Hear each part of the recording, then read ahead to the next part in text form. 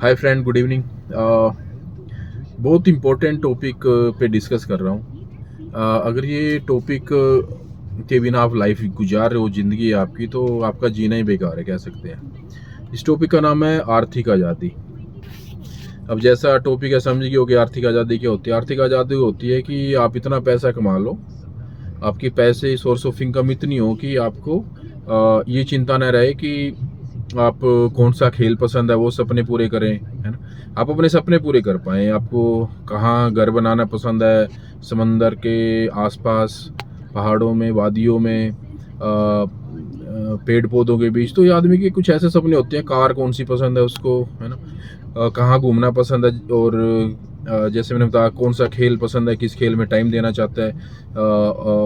उसको ओलंपिक का कुछ शौक है, उसको जिम का शौक है। तो जब तक आदमी आर्थिक रूप से आज़ाद नहीं होगा ना, ये आदमी सपने नहीं पूरे कर पाएगा। और इसका थोड़ा मैं आगे बताना चाहूँ। आदमी का शरीर अरबों रुपए का होता है। अगर वो अपने शरीर के बराबर पैसे नहीं, आर्थिक आज़ादी नहीं ले पाता, तो उसका शरीर सस्ते में चला जाएगा। कि आप किसी भी इंसान से पूछना, अपने 10-20 करोड़ में हाथ कटा लो, नहीं मानेगा। 10-20 करोड़ में आंखें फुड़वा लो, नहीं मानेगा। तो इंसान का शरीर बहुमूल्य होता है।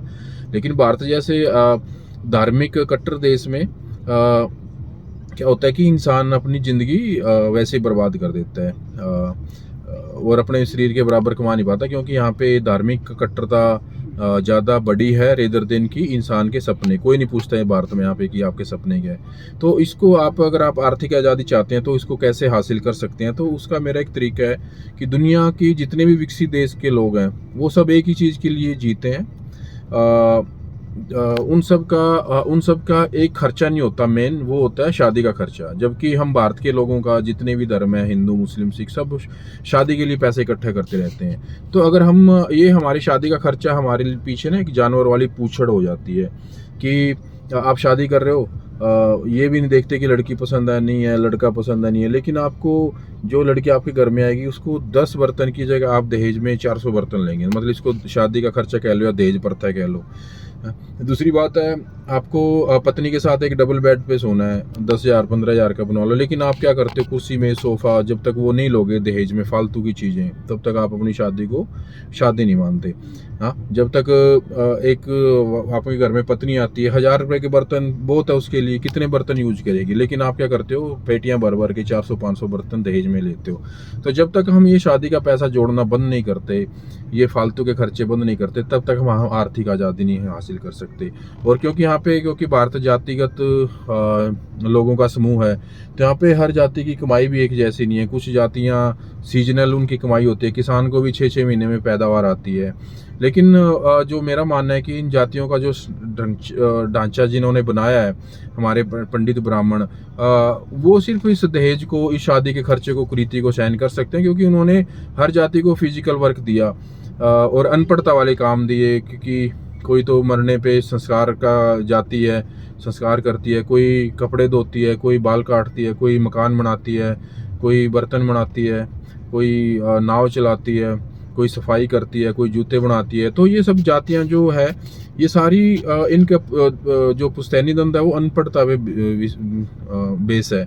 और इनमें ये पढ़ाई के धंधे नहीं है, ये अनपढ़ता के धंधे हैं। तो जब तक आप इनमें कमाई आपकी कई बार सीजन में आती है। कुछ लोगों को 6-6 महीने में पैसे मिलते हैं, है ना। 6 महीने में, नाई को 6 महीने में मिलता था, कुम्हार को 6 महीने में। तो किसान की सारी फसलें कोई भी जाती हो, उसकी 6 महीने में फसल आती है। तो लेकिन जो हमारे पंडित है, उनको क्या है कि आदमी कभी भी मरे, कभी भी शादी हो, तो वो उनको मुंह चला के अपना पुश्तैनी धंधा उन्होंने पकड़ रखा है।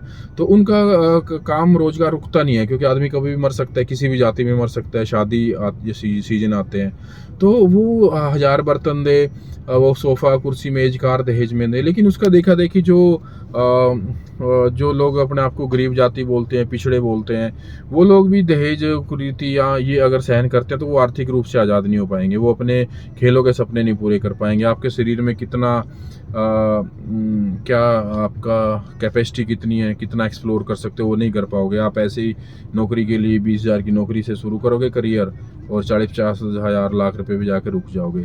तो अगर आपको आर्थिक आज़ादी हासिल करनी है, कौन से देश में घूमना पसंद है, क्या खाना पसंद है, कि कैसी कंपनी खोलना पसंद है, तो आपको एक ही कुरीति हटानी पड़ेगी कि शादियों में जो फालतू का खर्चा होता है, दहेज प्रथा होती है, दहेज प्रथा को जीरो कर दो।